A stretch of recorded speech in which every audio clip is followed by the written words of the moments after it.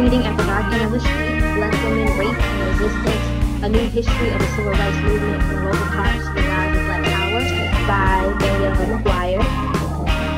And our sessions it started June 3rd and they last until July 29th. They are from 6:30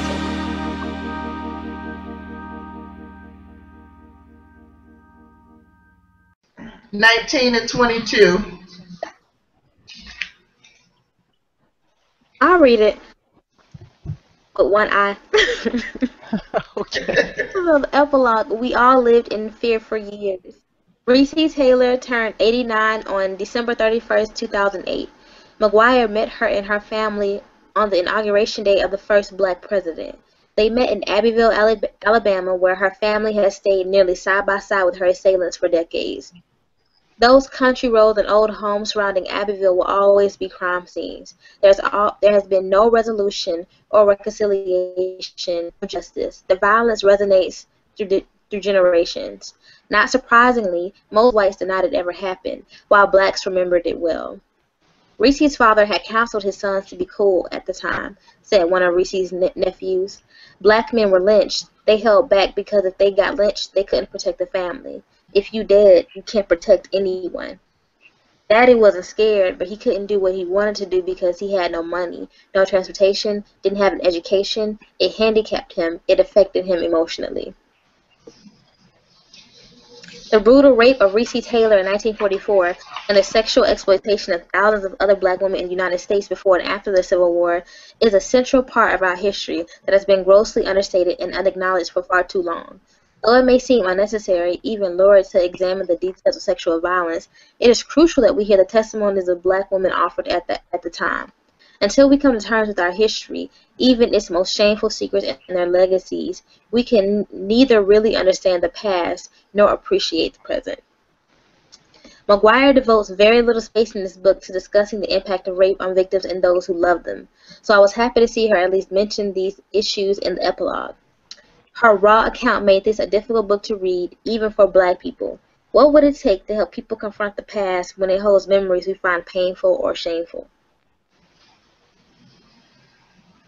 Thank you.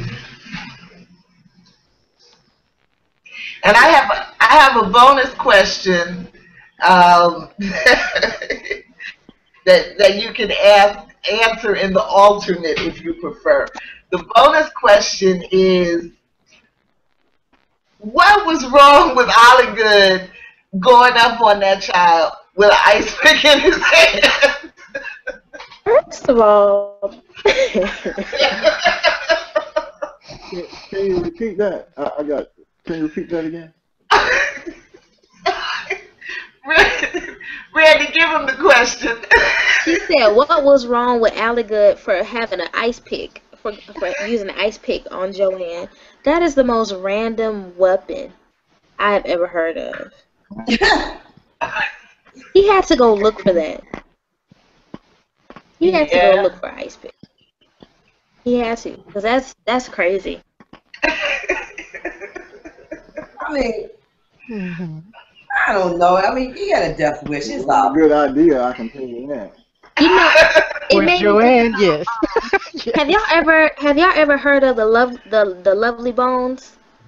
No. Yeah. It's a movie. They made it into a movie, but it's actually a book. Anyway, it's about a rape and murder of this young white girl, and basically she narrates the whole book from heaven. She's a spirit, so she's like talking about her family and everything. Anyway, her rapist, like towards the end of the book, after he's aged and dies, he gets killed by an icicle. It falls from the roof, and it kills him. So it made me think about that book. I thought it was very interesting. So it just made me think about it. Yeah. Wasn't this in the country? What else would they have with an ice pick? I mean, you know, I'm not. I mean, with all due respect, I mean, there's a lot of ice picks around there. You know, ice picks. You know, Red Dog with red trucks. You know, Red Dog beer with red trucks and ice pick. I mean, what do you expect? Yeah. Yeah. In the 70s. That's sophisticated. I mean, he was not obviously.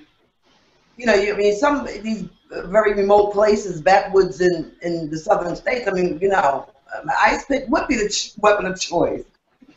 I mean, But no, Venita, wouldn't you put the ice pick, Venita, wouldn't you put the ice pick away before you had an orgasm? No, you understand, that's not how they do it down there. That's not how they do it. Most folks would have, but not there. You can't ice pick one. Anyway. That was just crazy. I know, woohoo. You're right. Yeah, I would have been Joanne too. I would have took those 20. You know what I'm saying? But that's crazy. But, you know, I don't know, girl. It just goes beyond me. It really does. And, you know, another question I want to ask you right quick. What is Jerry said that he had to spend countless hours prepping her for respectability. Mm-hmm. You know,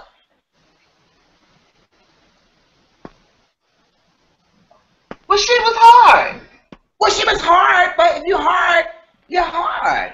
I mean, you know, she was in prison.